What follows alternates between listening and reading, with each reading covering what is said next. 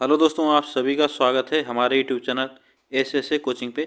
दोस्तों, यह जो टॉपिक हम लोग लेके आए हैं यह सीटेट का ईवीएस का यह टॉपिक है, एनसीईआरटी का टॉपिक है। तो आप लोग, यह छोटा सा एक टॉपिक है सीटेट के लिए जो कि एनसीईआरटी का ही टॉपिक है, लेकिन बहुत महत्वपूर्ण है। इससे प्रश्न जरूर आते हैं एग्जाम में। तो हम इसको, आज छोटा सा ही टॉपिक है, इसके बारे में हम लोग पढ़ेंगे। तो चलिए हम लोग स्टार्ट करते हैं, इसके बारे में हम लोग जानेंगे। तो आज का पहला टॉपिक है, जो आज का टॉपिक है, यह मधुमक्खी पालन से जो प्रश्न पूछे जाते हैं इसके बारे में हम लोग पढ़ेंगे। तो मधुमक्खी पालन से एक प्रश्न जरूर आता है। तो चलिए स्टार्ट करते हैं, यहाँ से हम लोग पढ़ते हैं और इसमें प्रश्न भी हम लोग करेंगे। तो चलिए, यह देखिए मधुमक्खी पालन जो है यह कैसे होता है, कहाँ पे होता है, इसके बारे में हम लोग पढ़ेंगे। तो देखिए, मधुमक्खी पालन जो बिहार के मुजफ्फरपुर की बोचहा गांव, इस इलाके में लीची के पेड़ बहुत अधिक पाए जाते हैं।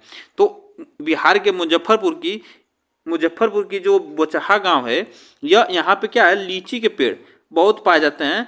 और लीची के जो फूल होते हैं यहाँ पे मधुमक्खियों को बहुत लुभाते हैं।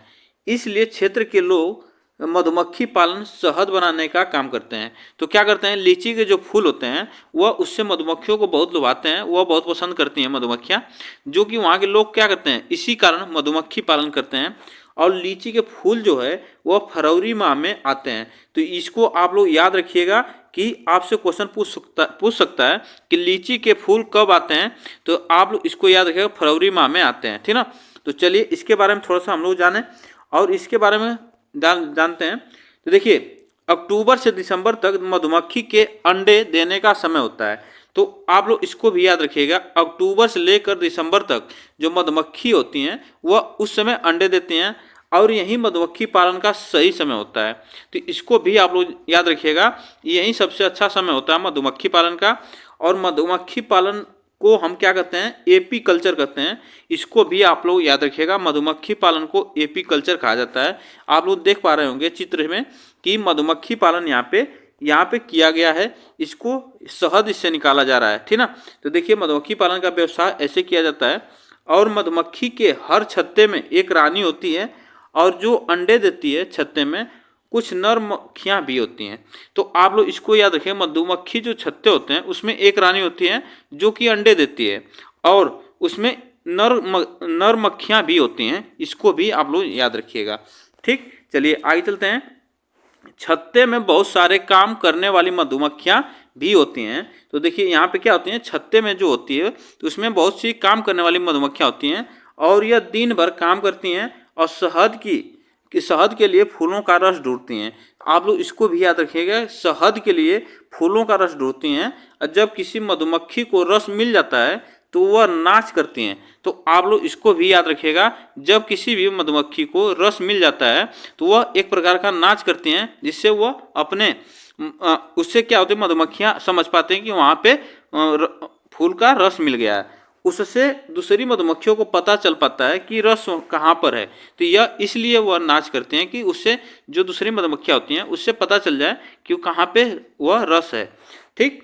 यह रस को शहद बनाती हैं। आप लोग इसको याद रखिएगा, यह रस को क्या करती हैं, शहद बनाती हैं। और छत्ता बनाने का काम भी इन्हीं का होता है और बच्चों को पालने का भी काम होता है, ठीक ना। तो इसको भी आप लोग याद रखिएगा, जो मधुमक्खियाँ होती हैं इन छत्ता भी बनाती हैं और बच्चों को पालने का भी काम करती हैं, जो मधुमक्खियाँ होती हैं, ठीक ना। तो अपने बच्चों को भी पालती हैं और छत्ता भी बनाती हैं, इसके बारे में हम लोग जाने। और मधुमक्खियों के डंक में फार्मिक अम्ल होता है, फार्मिक एसिड होता है। इसको भी आप लोग याद रखेगा, कोई भी क्वेश्चन पूछ सकता है कि मधुमक्खियों के डंक में कौन सा अम्ल होता है, तो फार्मिक एसिड होता है। इसको आप लोग याद रखिएगा।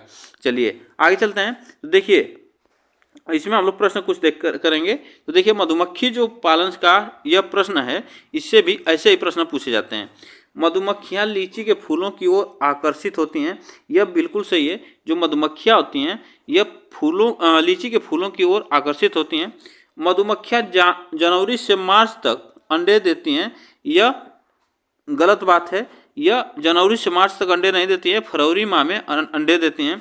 और मधुमक्खियाँ पालन शुरू करने का सबसे अच्छा समय अक्टूबर से दिसंबर होता है।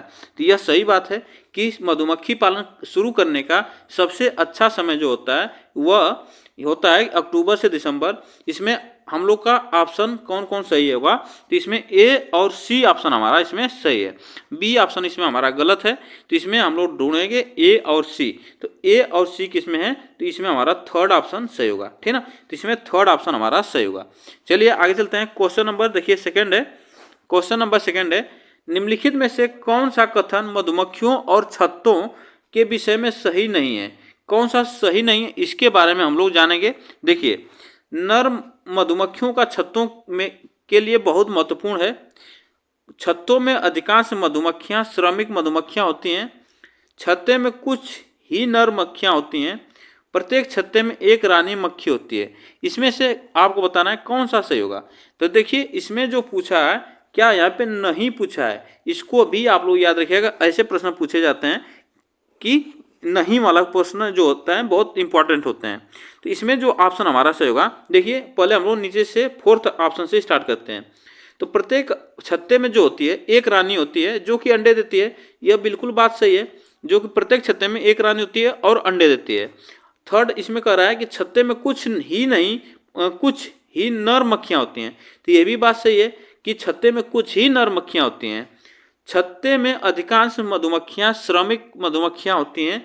ये भी बात सही होगी कि छत्ते में अधिकांश सबसे अधिक मधुमक्खियां जो होती हैं वह श्रमिक काम करने वाली मधुमक्खियां होती हैं।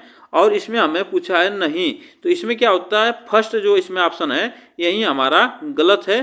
तो यही गलत है, तो यही हमारा सही होगा। तो इसमें हमसे पूछा है नहीं, तो यही ऑप्शन हमारा फर्स्ट ऑप्शन सही होगा। चलिए आगे चलते हैं। क्वेश्चन नंबर थर्ड, बिहार के लोगों के लिए मधुमक्खियां पालन आरंभ करने की सबसे अच्छी अवधि कौन सी है। तो यह देखिए, बिहार के लोगों को जो कहाँ पे होता है, मुजफ्फरपुर के जिले में बोचहा गांव में होता है। तो यह मधुमक्खी पालन आरंभ करने का सबसे अच्छी अवधि कौन सी होती है, जुलाई से सितंबर, अक्टूबर से दिसंबर, जनवरी से मार्च और अप्रैल से जून।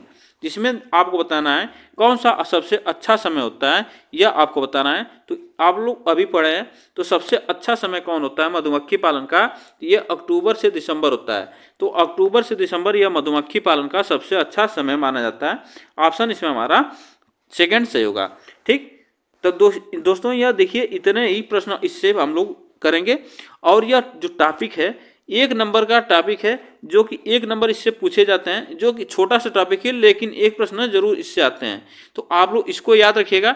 इसमें जो हम लोग प्रश्न देखे और यह टॉपिक देखे, आप लोग इसको ज़्यादा से ज़्यादा शेयर जरूर करिएगा और इस वीडियो को लाइक शेयर जरूर करिएगा, चैनल को सब्सक्राइब करिएगा।